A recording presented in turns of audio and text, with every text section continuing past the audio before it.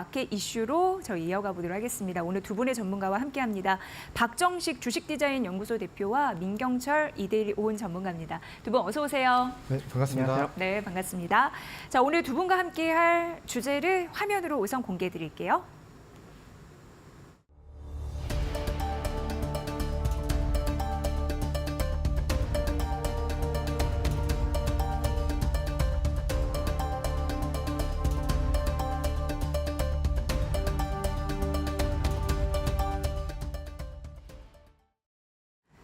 네, 이번 주는 석가탄신일, 휴장일 관계로 영업일수가 다른 주보다 짧습니다. 그런데 정말 잘 봐야 하는 그런 이벤트나 경제 지표는 좀 상당합니다. 박정식 대표와 일단 이 일정을 좀 정리해 드리도록 하겠습니다.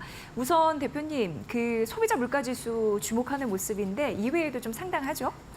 네, 일단은 뭐 13일에 필립 제퍼슨 연준 부의장의 연설이 있습니다. 지난번 연설에서 현행 금리가 예상보다 좀 오래 유지되지 않겠느냐라는 언급을 했는데 이번에도 좀 비슷한 언급을 하면서 일단 연방준비제도의 금리 정책의 불확실성이 조금 더 좀 유지가 될 수 있는 여력이 존재할 것 같고요.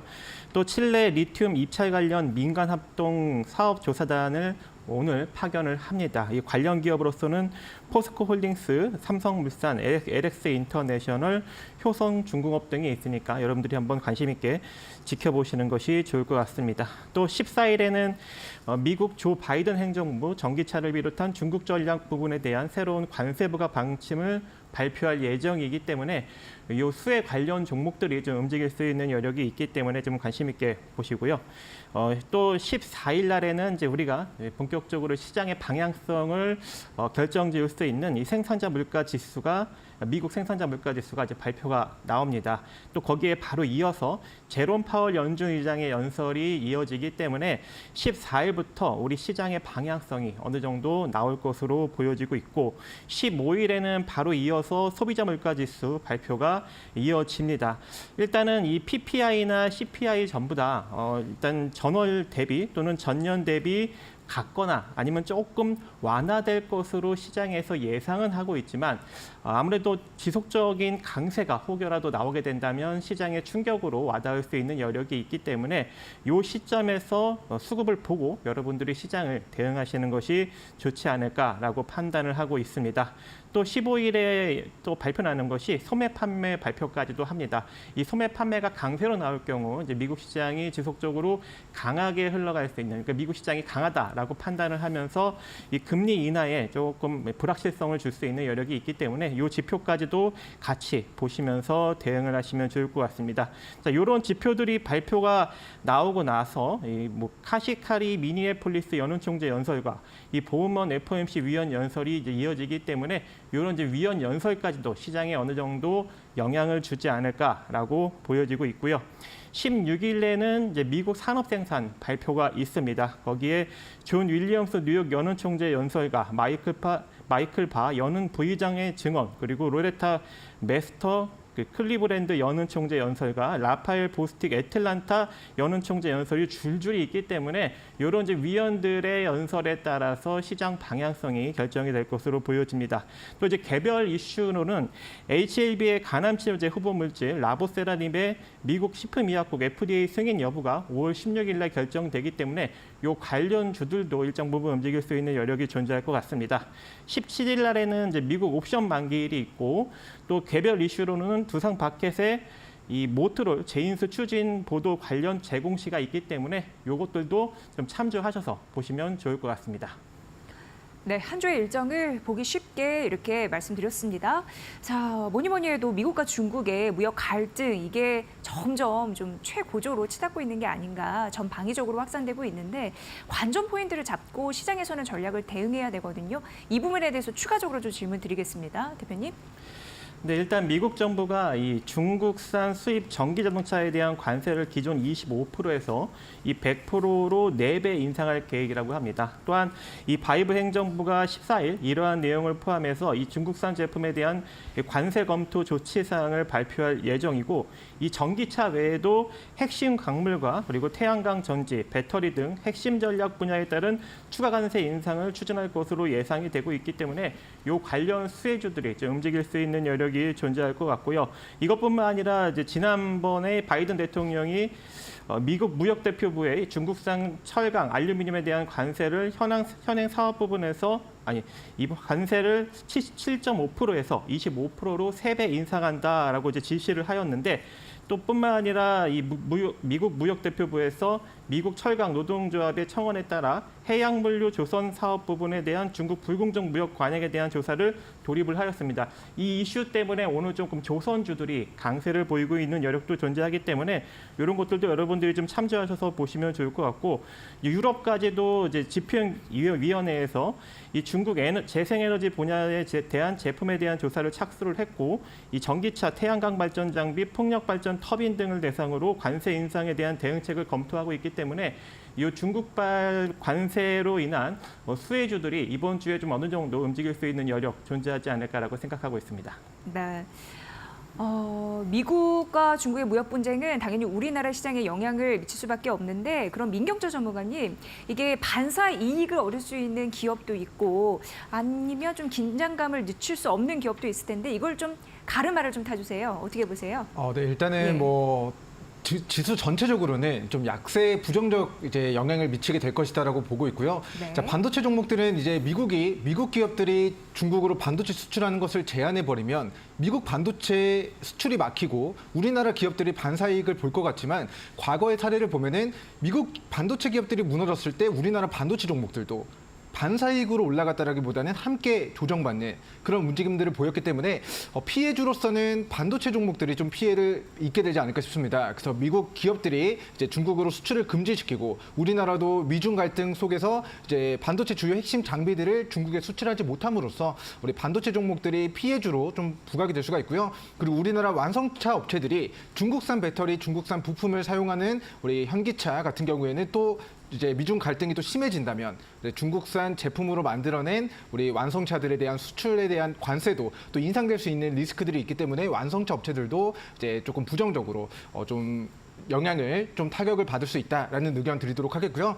최근에 미국이 조선이나 태양광 쪽에 관세를 부과하겠다라고 하면은 태양광 조선이 오르고 철강이나 알루미늄 쪽에 또 관세를 부과하겠다라고 이야기를 하면은 중소형 철강과 비철금속 관련주들이 올라가는 형태를 보였기 때문에 자, 미국이 중국에 어떤 품목에 관세를 부과하는지 그리고 그런 산업을 이제 어떻게 보면은 사업을 영위하는 기업들의 테마주 형태로서의 수급이 유입되는지 대형주 외에 우리 중소형 관련주들 위주로 좀 관심 있게 보시면 좋을 것 같습니다. 네, 반도체나 완성차는 수혜주가 아니다라고 말씀해 주셨는데 그러면 최선호주는 무엇일지 종목을 좀 판단해 주실까요? 네, 종목으로는 우리 철강 관련된 그리고 2차 전지 관련된 그리고 앞으로는 히토류 관련된 이슈로 부각이 될 수 있는 동국 RNS 종목을 오늘 시청자분들께 우리 미중 무역 갈등이 심화됐을 때 우리 바닥에서부터 좀 상승을 노려볼 수 있는 관심 종목으로 소개를 시켜드리도록 하겠습니다. 자, 일단은 동국 RNS 종목 같은 경우는 이제 철강 쪽의 부분은 미국이 중국의 철강을 관세를 인상했을 때에 대한 수혜로 부각이 될 수가 있고요. 그리고 반대편에서 중국이 계속해서 반복적으로 무기화시키는 게 히토류, 그리고 히토류 관련된 무기들을 이제 무기화시키고 있는데요. 그런 히토류 관련된 테마주로 부각된 과거력이 있습니다. 그래서 동 종목 같은 경우는 우리 미중 무역 전쟁 갈등과 테마주 형태로 우리 시세가 분출됐을 때 6,800원 정도까지 좀 시세가 나왔던 과거력이 있고 현재가 3,400원 정도 고가 대비 절반 수준의 주가를 지나고 있는 상황이기 때문에 밑으로 3,000원 구간을 손절 잡고 현재가 이하 가격 조정 시 분할로 물량을 모아 가시다가 다시 한번 우리 미중 무역 갈등에 대한 수혜주로 부각이 된다면 시세 분출 구간에서 시청자분들이 바닥에서부터 좀 큰 상승의 수혜를 충분히 노려보는 전략 취하시면 좋을 것 같습니다. 네, 미국, 중국 무역 분쟁의 최선호주 동국 RNS 말씀해 주셨습니다. 오늘 장중에 12% 넘게 오르기도 했는데 상승폭 축소해서 3.3% 현재가 보여주고 있는데요. 전략 잘 참고해 보시면 될 것 같고요. 자, 이제 두 번째 주제 저희가 화면으로 공개해 드릴게요. 바로 만나보시죠.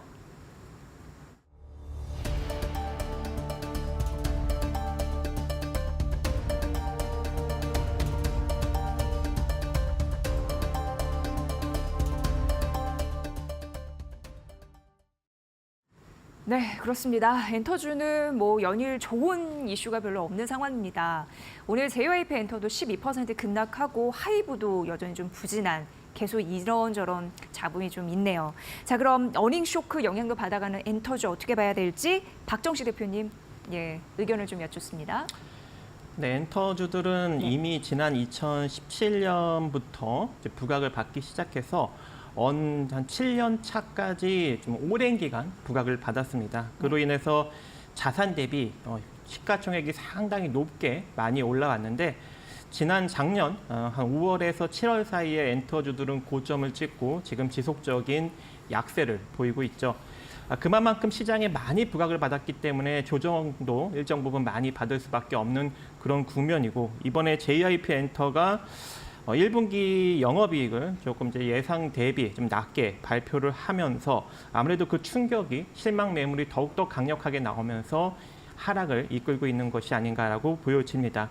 하지만 이제 지난 7월 고점 이후 지속적으로 JYP 엔터는 빠졌기 때문에 이번 주 조금 더 하락이 이어지던가 아니면 다음 주 조금 더 조정이 이어지게 된다면 한 54,000원 정도 구간부터는 JYP 엔터 기준으로 54,000원 정도 기준부터는 일정 부분 기술적 반등력을 만들어낼 수 있지 않을까라고 생각을 하고 있습니다. 하지만 아직까지 이러한 어떤 엔터주들의 빠른 어닝 서프라이즈나 아니면은 실적 성장이 어느 정도 좀 이제 한계치에 도달을 하였기 때문에 어느 정도 조정을 거치고 나서 횡보 국면을 좀 거쳐야 추후에 지속적인 성장 가능성으로 인해서 재차 상승이 가능하지 않을까라고 생각을 하고 있습니다. 그래서 단기적인 반등력은 가능하지만 다시금 강력한 상승력을 만들기에는 좀 시간이 필요하다라고 판단합니다. 네. JYP 엔터 같은 경우에도 증권사에서 목표 주가를 줄줄이 내리는 흐름 보여주고 있는 상황이거든요. 대표님, 그 엔터주 주가 반등의 시점은 어느 정도일지 그런 거 좀 계산해 볼 수가 있을까요? 일단은 이번 주 좀 조정이 조금 더 강력하게 이어지게 된다면 이번 주를 기점으로 기술적 반등력은 나올 수 있다라고 판단을 하고 있습니다. 하지만 아까 어제 언급드렸던 바와 같이 어느 정도 이제 방탄소년단의 이슈 그리고 이 K-팝이나 이 K-컬처에 대한 호응기가 강력하게 일어나고 나서 실적 성장이 많이 일어났는데 한 3년간 상당히 크게 일어났지만 이제 어느 정도 제한적인 시점에 부딪혔고 또 이제 JYP 엔터 같은 경우에는 이제 2분기 때 아티스트 활동이 좀 제한적이다라고 보여지고 있습니다. 그래서 2분기 실적도 그렇게 좋게 발표 나오지는 않을 거기 때문에 빠른 지속적인 반등력은 좀 어렵지 않을까라고 생각을 하고 있어요. 그래서 JYP 엔터 기준으로 보면은 한 54,000원 정도의 기술적으로 좀 지지를 받고 한 6만 원, 한 7만 원 정도 자리까지는 반등을 만들어낼 수 있고 조금 반등력이 좀 강하게 잘 나온다 싶으면 한 8만 5천 원 정도 구간까지는 어느 정도 반등을 줄 수 있다라고 생각을 합니다. 하지만 이제 그 이후에는 어느 정도 가격의 출렁거림이 좀 거치면서 바닥을 다지거나 아니면 추가적인 조정도 거칠 수 있는 여력이 존재하기 때문에 그 점만 좀 유의 있게 살펴보시면서 대응을 하시면 좋을 것 같습니다. 네. 최근 엔터주에 대해서 증권사에서도 여러 가지 의견을 제시를 하고 있는데 엔터주 상반기는 안 좋잖아요. 근데 하반기에 오히려 낫다라고 얘기하는 의견도 있었습니다. 자, 그러면 민경철 전문가님, 엔터주를 보유하고 계신 분들도 좀 상당할 텐데 네. 어떻게 대응 전략을 가져가야 될지 출구 전략은 혹시라도 있을지 그런 분석 좀 부탁드리겠습니다. 일단 개인적인 의견입니다만은 우리 엔터주는 예상보다 더 많이 하락할 수 있다라고 개인적으로는 생각을 하고 있고요. 자, 그러면 어디까지 반등을 노려봐야 될 것인가에 대한 부분에는 저도 이야기해 주신 것과 같이 중장기 관점에서 3개월에서 6개월 정도 조금 더 긴 호흡으로 반등을 노려보셔야 될 것 같습니다.